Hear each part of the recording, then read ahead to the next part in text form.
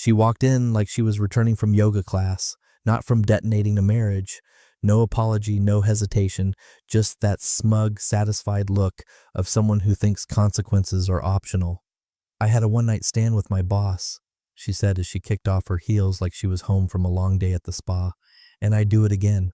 She said it like a punchline, like I was supposed to blink, cry, beg, or rage. Instead, I cut the last piece of my steak, medium rare, seasoned just right, lifted it to my mouth, chewed slowly, nodded once, didn't even look at her. The smirk faltered, just a flicker. She wasn't ready for silence.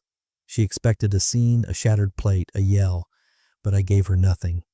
Nothing to say? She asked, still standing near the kitchen doorway, her dress wrinkled, makeup faded in the corners, like a half-erased confession.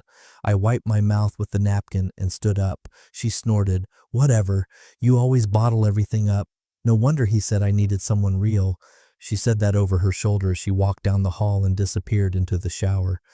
I heard the water run a second later. Hot. Full pressure. She always liked to rinse the guilt off with steam.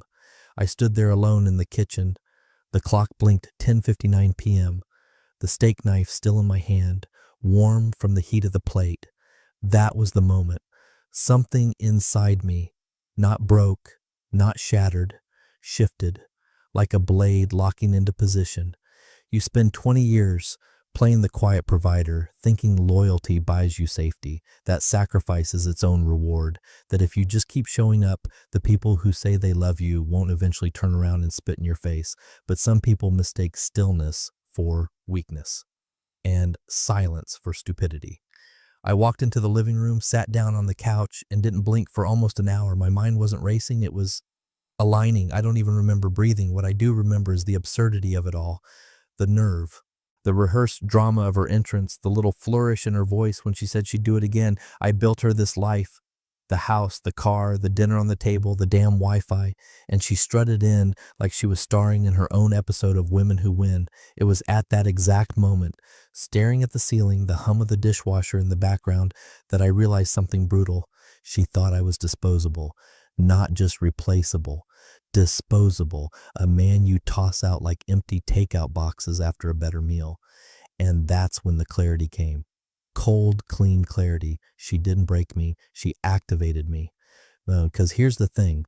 97% of you reading this, you won't hit follow. You'll skim this, shake your head, and then move on. But those who do follow, you'll be here when the quiet man stops being quiet. You'll see what happens when the one who built the castle gets tired of watching the queen soil it.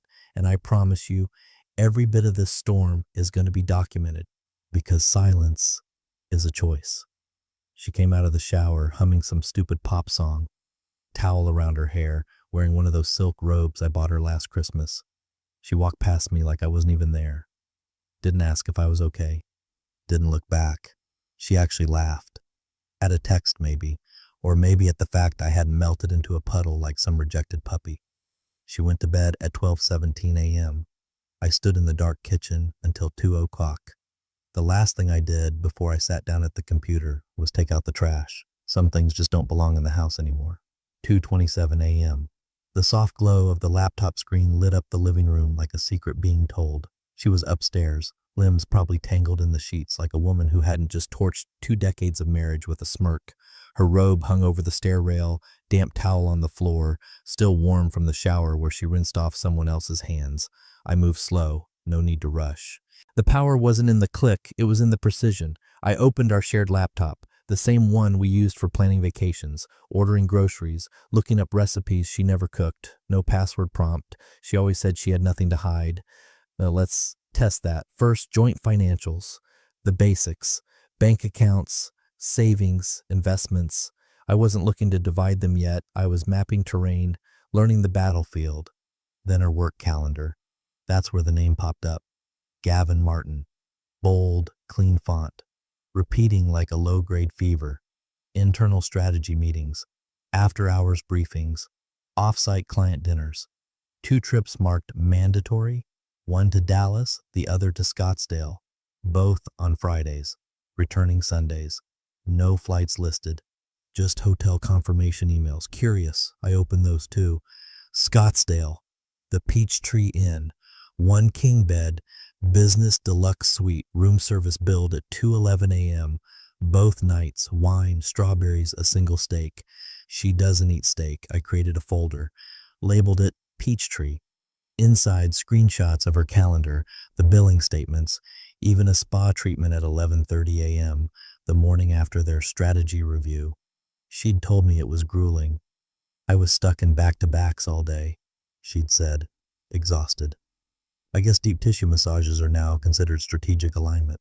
Next, I checked her browser history. Nothing obvious. She wasn't stupid. But I noticed something odd. She'd searched Policy 14.3 Corporate Fraternization a few weeks back, clicked into her company's HR handbook, spent 26 minutes on it. That's not a casual glance. That's a woman trying to find the line so she can dance on it without tripping. I scrolled further. Call logs synced to the cloud. Gavin's number lit up the last 3 months like a strobe. Midnights, lunch breaks, even Christmas Eve. She told me she was FaceTiming her sister. She even made me wave once. I opened another file, an old one. One we'd both forgotten was still on the desktop. Prenup clause summary. Inside was a document labeled Clause 7C, Infidelity.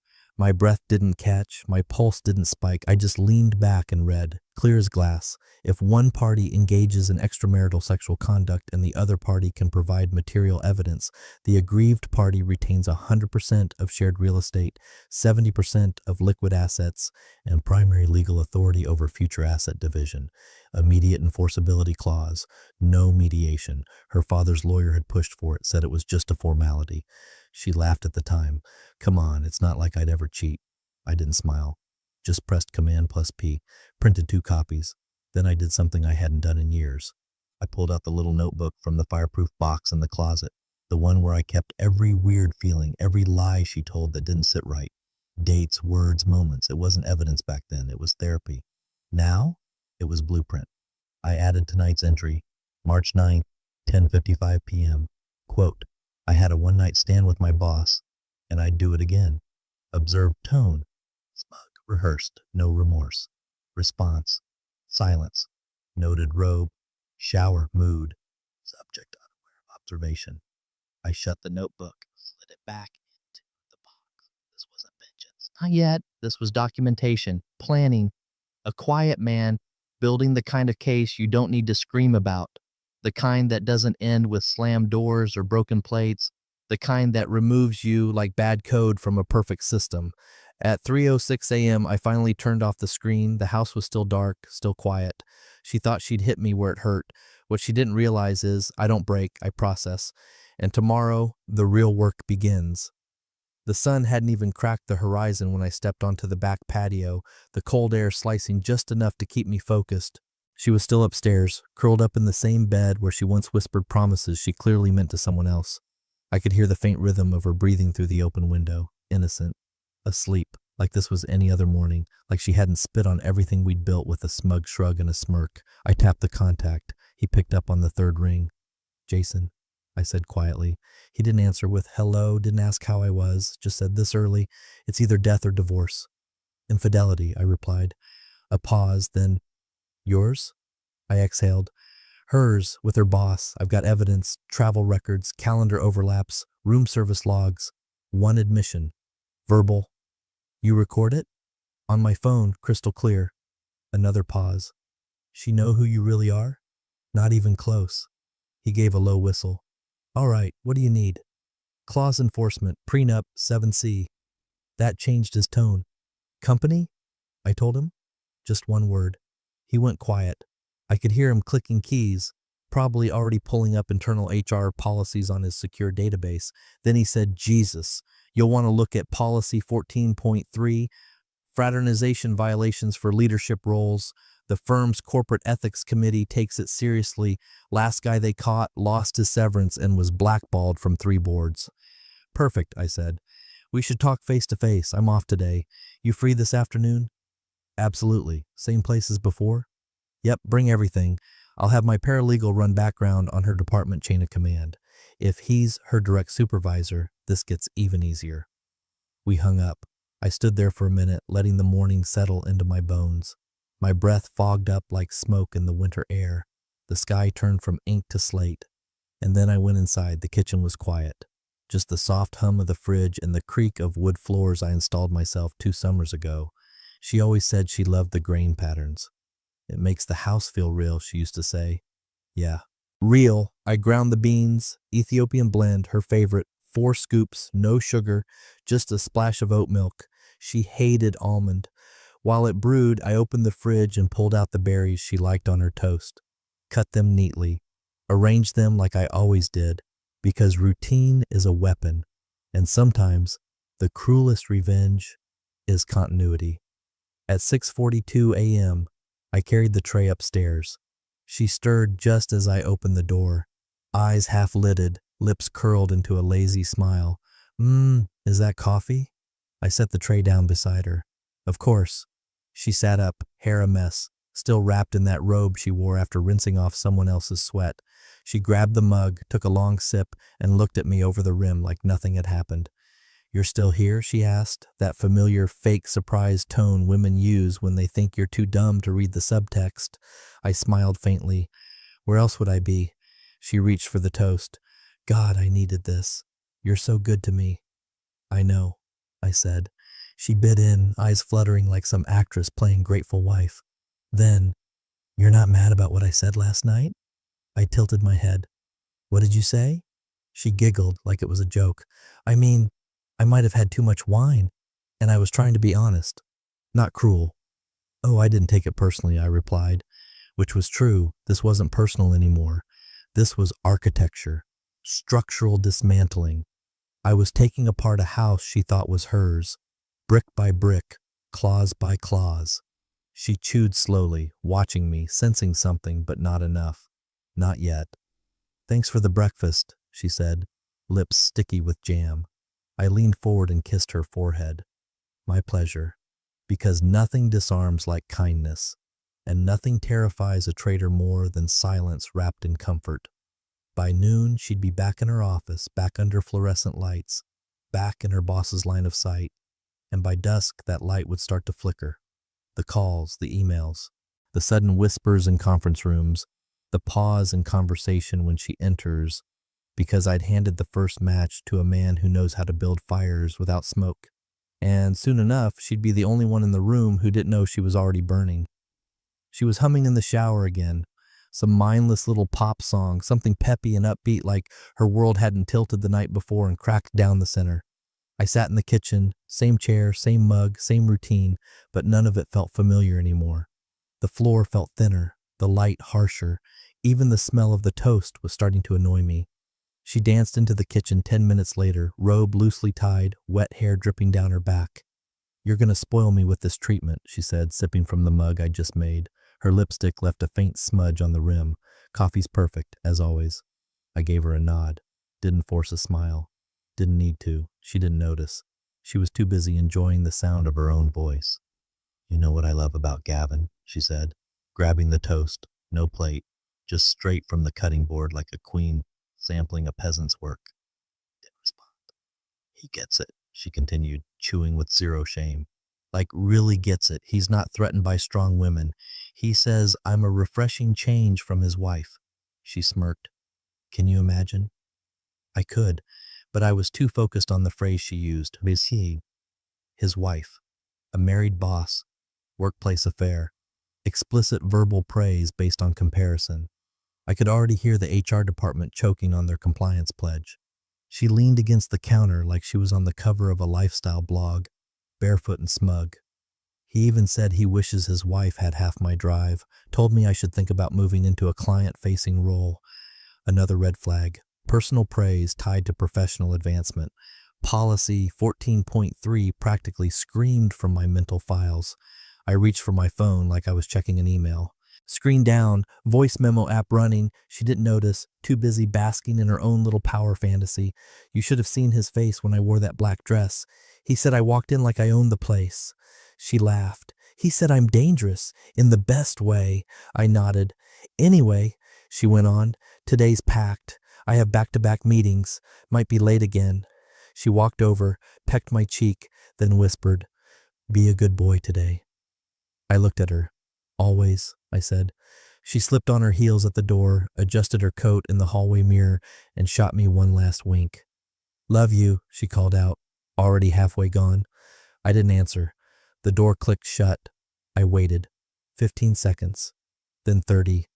Then I stood and walked back to the kitchen, set my phone down, saved the recording, titled it with the timestamp and her full name, dropped it into the encrypted folder I'd already prepared the night before. Then I opened the external drive, the one labeled with her company's logo. It wasn't official, of course, just something I'd mocked up for organization. Inside were copies of her proposal decks, internal memos she'd once printed at home and left lying on the kitchen counter, email drafts she had practiced with me before sending them to her exec team. You're the best editor, she used to say. You make me sound smarter. I guess I should have asked why she needed to sound smart for Gavin Martin. I opened a Word doc, started a summary log. First entry, subject, personal comments regarding direct supervisor Gavin Martin. Date, March 10th, time, 7:34 a.m. Evidence, audio recording by M4A. Content, subject confirms romantic interest and receipt of verbal praise from supervisor with comparison to said supervisor's spouse. Potential violations of internal conduct policies 14.3, 18.2, and potential grounds for hostile work environment assessment. No emotion, no venom, just facts. That's what would bury her. Not anger, not scandal. Structure. She thought she was playing in the gray zone, that the rules bent for people with charm and ambition, that HR was some sleepy branch of bureaucracy too busy handing out onboarding packets to notice a little flirtation here and there. But the thing about structure is it doesn't blink. It doesn't care who started it, who seduced whom, or how charming the liar is. It just breaks people when pressure's applied. And I had just begun applying it. The rest of the day, I stayed quiet, didn't text her, didn't ask about her meetings. I just listened to the silence of the house we built together, heard every creak in the floor, every rattle of the furnace, every whisper of absence in the empty spaces where trust used to live. And I kept organizing. By sundown, I had a full timeline of every meeting she ever mentioned Gavin's name, every piece of paper she printed at home for quick reviews, every compliment she bragged about after a glass of wine. I even had 2 voicemails she forgot I'd heard. One from December, one just last week. Both of them signed off with the same phrase, "You make work feel like something else." He didn't say better, just something else. That would do. By bedtime, her fate was alphabetized. She still thought this was just a rough patch. A little drama. Maybe I'd sulk, maybe she'd feign regret, maybe we'd patch it all up in therapy with wine and soft jazz playing in the background. But I wasn't sulking. I was preparing for war. And the best part? She handed me the weapon. All I did was press record. 10:45 a.m. sharp. I stepped through the revolving doors of Fulton & Strade's corporate headquarters carrying a black leather briefcase. Clean, zipped, unassuming. It looked like every other executive's case in that lobby, just heavier, not from weight, but consequence. Nobody stopped me at reception. The name I gave was enough. Jason had made the appointment. I was now a referring third party to a pending review. Their words, not mine. The compliance floor was silent in that padded, sterile way all corporate floors are when something important and potentially messy is about to land on their desks. The air didn't move. Every sound felt like a footstep in a cathedral. A woman in her early 50s met me in the waiting area. Crisp blouse, hard eyes, no smile. The kind of woman who's seen enough scandal to skip small talk. "Mr. Maddox?" she asked. I nodded. "Conference room B."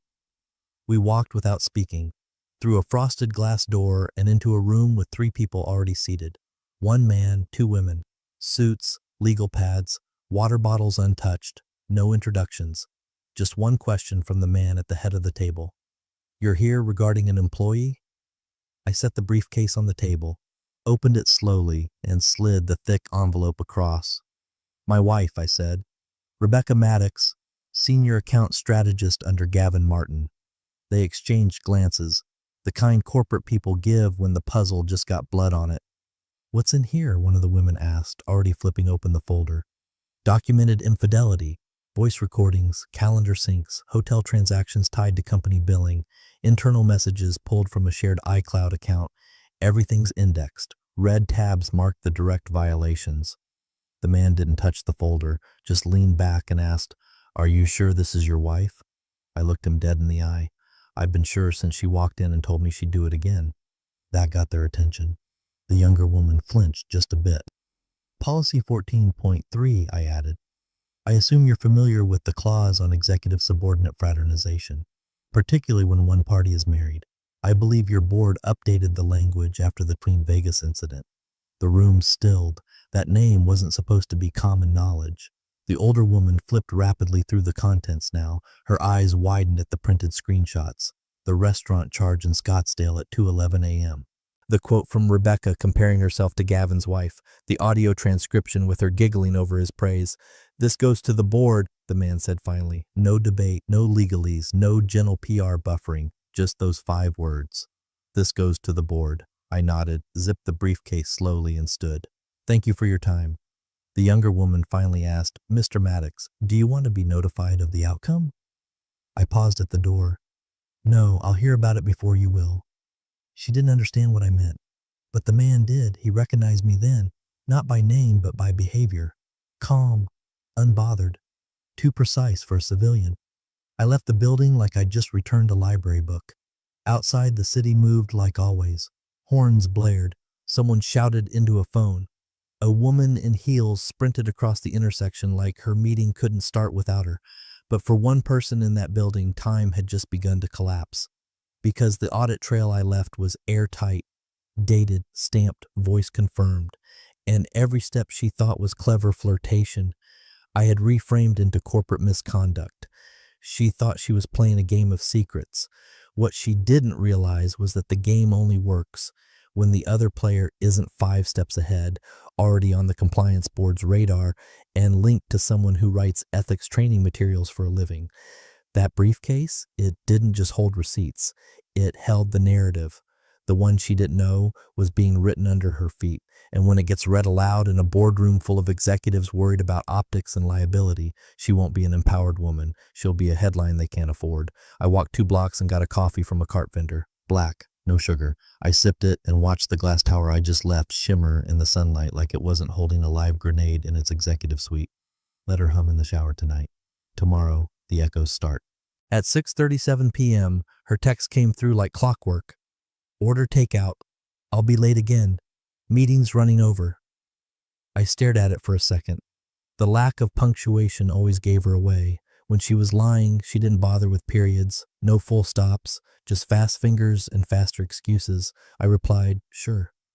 Then I shut the fridge, took off my apron, and went upstairs. Not to change into pajamas, but into something darker, something quieter. I slipped into an Old Navy windbreaker she never liked and grabbed the keys. The city had cooled since morning. That gray chill between seasons. I parked 2 blocks from her office, just far enough to not draw attention. Walked the rest of the way to a little cafe across the street. Not one we ever went to. She didn't even know it existed. But from the patio seats, I had a perfect view of the exit to the south lobby. Floor-to-ceiling windows, the kind designed to project success. I sat, ordered a black coffee I wouldn't drink, took out my phone, set the camera to silent, and waited. 12 p.m. Lights on in the office. 8:05 p.m., a couple junior staffers exited, laughed about drinks. One glanced back like she'd left something behind. She hadn't. 8:58 p.m. I saw a shape move near the glass. A familiar one, hair down. That coat I gave her last winter. At 9:10 p.m., she emerged. Not alone. Gavin Martin, her strategic director, as she liked to call him. His hand was on her back, low, too low for any work meeting. They stopped at the curb. She laughed at something he said. Head back, that full-body laugh she used to save for our dumb inside jokes. Then it happened. He leaned in, she tilted up, they kissed.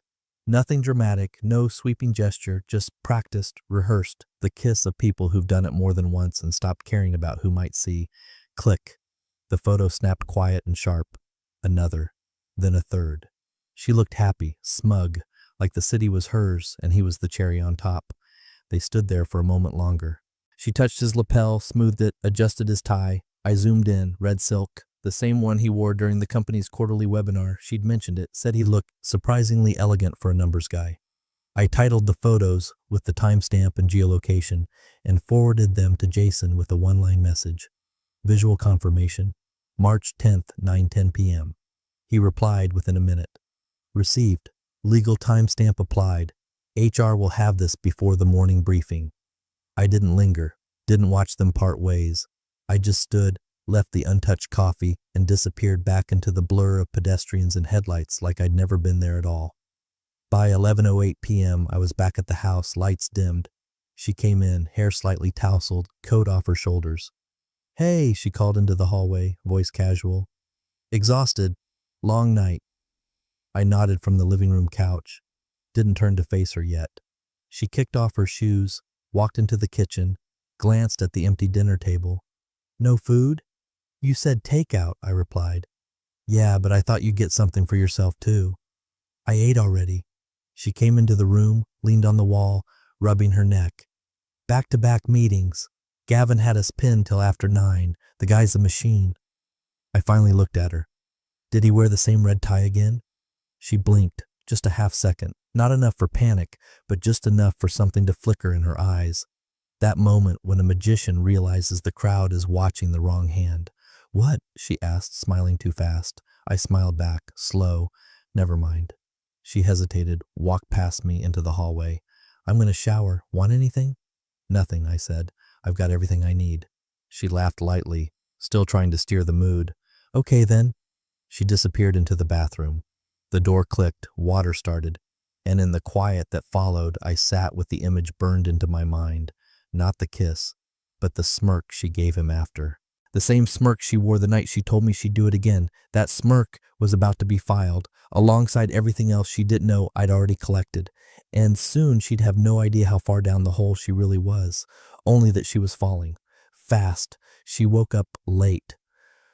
That alone was unusual. Rebecca never missed alarms, never lingered past 7 o'clock a.m., especially not on a Wednesday. But today she shuffled into the kitchen at 8:12, hair unbrushed, mascara still faintly smudged under her eyes. She looked like she'd slept underwater. No breakfast waiting, no coffee, no toast, just silence. She blinked at the empty counter like maybe she'd missed something. "You didn't make coffee?" she asked, voice groggy. I didn't look up from the newspaper I wasn't reading. "Didn't feel like it." That drew her attention. She studied me, brow furrowed, the smallest twitch of unease. She opened her mouth to ask something else, but her phone buzzed, loud, angry. She glanced at it, then it buzzed again and again and again. She picked it up. Notifications flooded the screen, emails, Teams messages, calendar alerts, meeting cancellations. One said urgent, report to HR. Another just read status escalation to see attached. I watched the color drain from her face. She didn't speak, didn't need to. Her smirk was gone. She looked at me, standing there in the hallway. "You know something," she said. Not asked, said. I nodded. "I do." For a moment she just stood there, still in her sleep shirt, one sock on, phone clutched like it might start burning her hand. Then she bolted, ran upstairs. Doors slammed, drawers yanked open. She came tearing back down in slacks and a mismatched blazer, hair in a rush bun, no makeup, breath ragged. "Where are my keys?" she snapped, throwing cushions off the couch. "On the table," I said calmly, pointing with the same hand holding my coffee. She grabbed them, fumbled with her bag, phone tucked between shoulder and ear. I could hear it, voicemails from her assistant, then Gavin's voice. Call me now, call me now." She ignored it. By 10:10 a.m. she was out the door, tires screeching. I took another sip. By 11:30 a.m. she still hadn't texted, but Jason had. Badge disabled, escort confirmed. Her access had been revoked. No entry, no email, no network. At 12:06 p.m. she finally called me.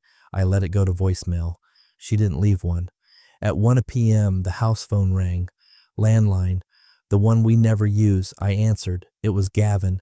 He sounded like someone trying to pretend they weren't on fire. "Is Rebecca there?" "Not right now," I said. Did she tell you what's happening?" "She might have mentioned a few things," I said, sipping again. Silence on his end, then, You filed something, didn't you?" "I didn't file anything," I said. "I just told the truth." Another pause, then in the distance I heard her voice, screaming, not at me, at him. Somewhere in a parking lot or maybe the street. The phone had accidentally dialed while they were together. "I told you this was safe," she shrieked. "You said you handled this." "Keep your voice down," he snapped. "You didn't say your husband was—" The line went dead. I hung up. At 3:45 p.m. she stumbled back into the house, shoes in her hand, hair undone, blouse stained at the collar. She looked like she'd run through a war zone. Her phone was dead. She tossed it on the counter, hands trembling. "Say something," she muttered. I looked up from the kitchen table. "You're home early. Don't play games with me, Mark." I stood slowly and walked to the coffee pot, poured a fresh cup, handed it to her. "Welcome to administrative leave," I said. She stared at me, lips parting slightly, her face twisted in slow-motion confusion, then anger. "You think this is funny? I think it's overdue." "HR said it's under review," she spat. "This isn't final." "Of course not," I said. "They'll need time to evaluate all the documentation. Voice logs, travel overlaps, supervisory conflicts, policy 14.3, if I had to guess." She dropped the mug. It shattered at her feet, coffee splashing across her bare toes.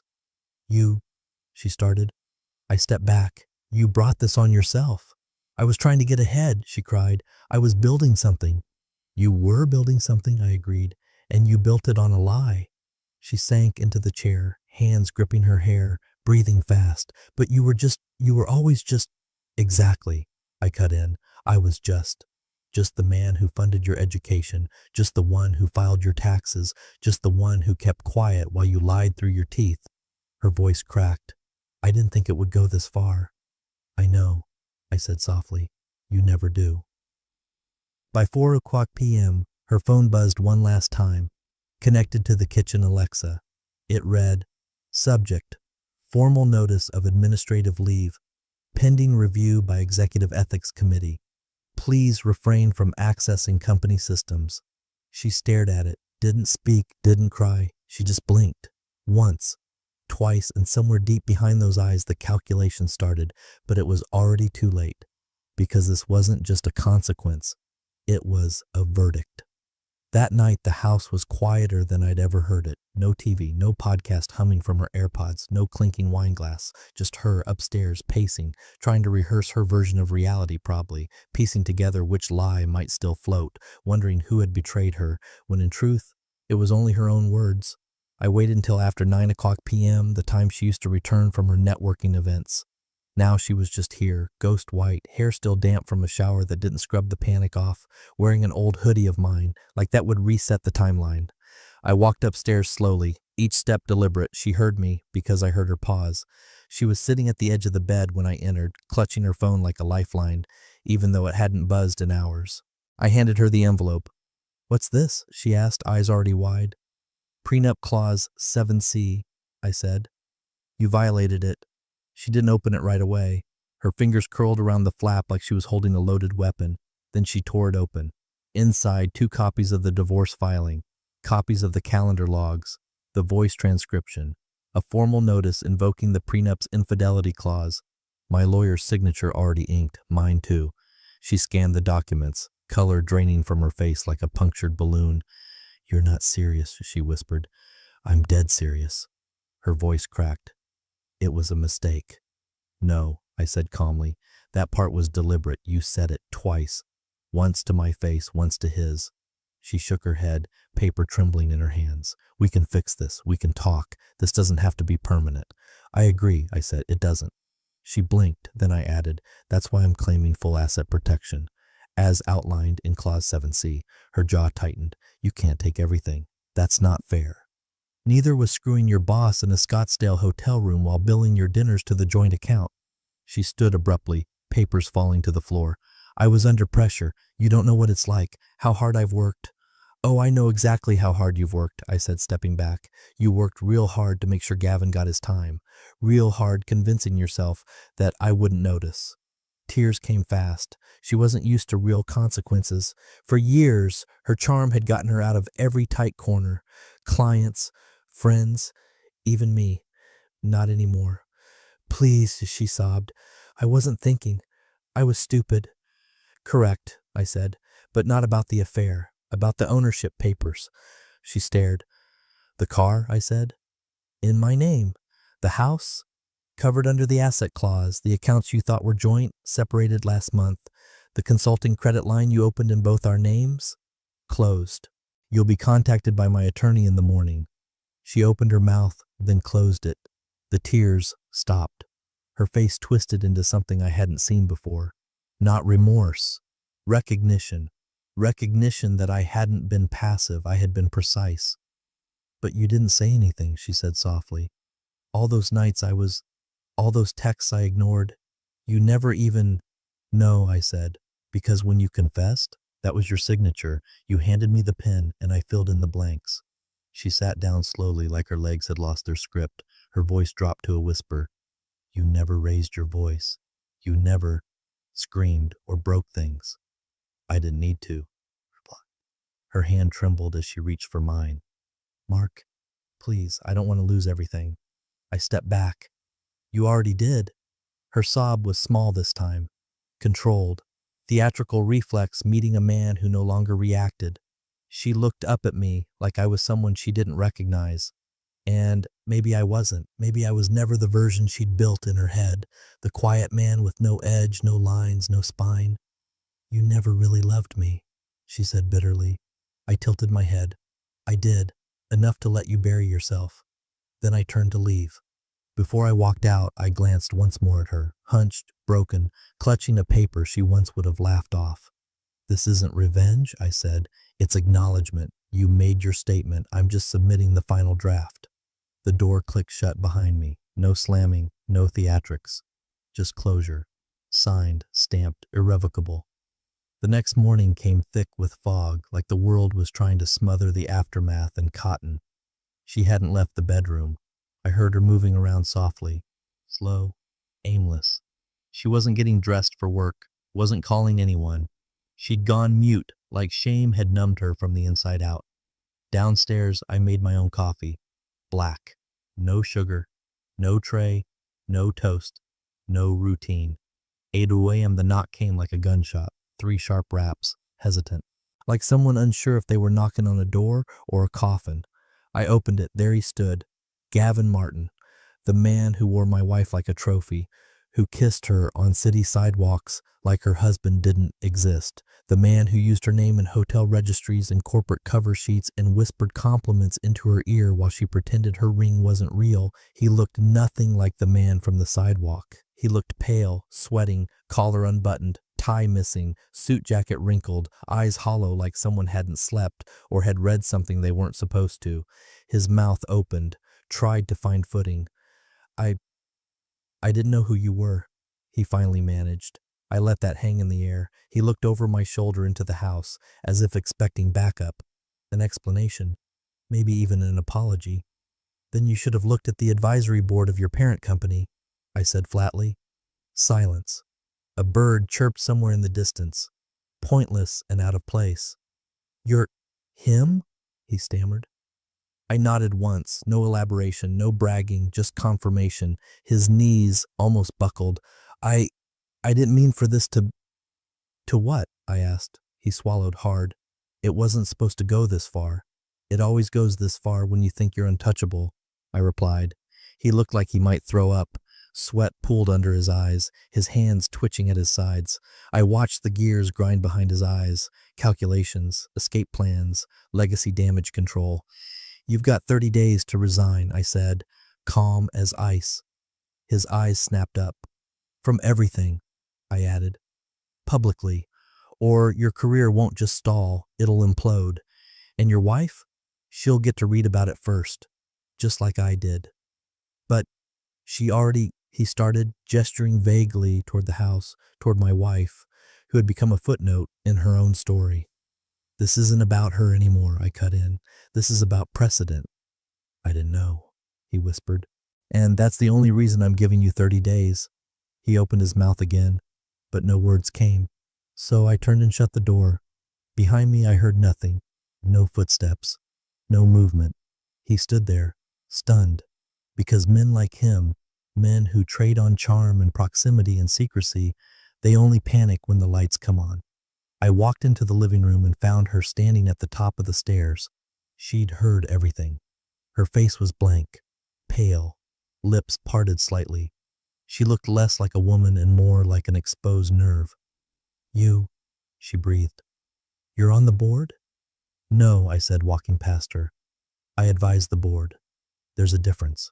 She didn't follow, didn't ask more, just stood there in the robe she never bothered to tie right, gripping the banister like it could hold up the pieces of her life that were sliding into the gutter. And I could see it in her eyes now, not sadness, not regret, fear, real fear, not because I yelled, not because I hit her, but because I didn't have to. She thought I was a man who made dinner and paid bills. She never thought to ask how I bought the house outright, or why I knew so much about employment law, or how I knew exactly where to deliver a briefcase that would trigger a chain reaction in corporate headquarters before she even buttoned her blouse. I was quiet, not harmless. And now she knew. No words left, no pleading, just the terrifying realization that the man she betrayed didn't need revenge. He was the reckoning. The morning arrived like a eulogy. The sky outside was dull, overcast, thick with the kind of stillness that makes sound feel rude. No birds, no wind, not even the low hum of traffic. Just silence. Final, deliberate silence. She shuffled into the kitchen barefoot, eyes swollen from a night of non-sleep, robe hanging loosely like armor that didn't fit anymore. There was a flicker of hope behind her expression, some faint, dying instinct that maybe today the old rhythm would return. Maybe he'd brewed the coffee, maybe the toast was warm, maybe the silence would have softened into forgiveness. But the kitchen was colder than usual. On the table, one black folder, no breakfast, no coffee, just the folder, centered, neat, waiting. She stopped mid-step, robe brushing against her shin, and stared at it like it might detonate. Her hand trembled as she reached out. The flap wasn't sealed. Of course not. This wasn't hidden. This was offered. Inside, though, a copy of the finalized divorce decree. Her job termination letter, printed in sterile legal language. A freeze-frame photo of her and Gavin at the curb, laughing, holding, kissing. And on top, a single sheet of paper, typed in a bold, unforgiving font. I had a one-night stand with my boss, and I'd do it again. Below it, his signature. And beneath that, this time, you'll drink your own poison. Cold. Her breath left her all at once. A soundless, helpless gasp like air had betrayed her too. Her knees buckled. The folder slipped from her hands, its contents fanning out across the floor like a crime scene. She dropped to her knees beside it. Not graceful, not composed, just collapsed, hands gripping the edges of the page like she could erase it if she crumpled it fast enough. But there it was, her voice, her words, her undoing. She looked around the room, blinking rapidly, searching for him, expecting him. But he was gone, not upstairs, not out back, not sulking or stewing, gone. There was no note explaining where, no bags packed in dramatic fashion. He didn't need to perform a departure. He'd already left. In layers, in documents, in absences. He didn't slam doors. He signed papers. He didn't yell. He erased. She crawled forward, trying to gather the sheets as if stacking them back together would rebuild something. The toast rack sat empty, the sink dry, the air stiff with finality. And she started to cry. Not the tears of someone begging, not even the grief of someone who lost. The sound was lower, smaller, a kind of cracked, breathless weeping you hear when someone realizes the door didn't just close, it was locked from the other side, and no one was coming back. Because this wasn't a story of rage, it was precision. She had danced on a landmine thinking it was a stage, and when it exploded, no fire, no scream, just silence, and a man who knew the difference between revenge and removal. She got both.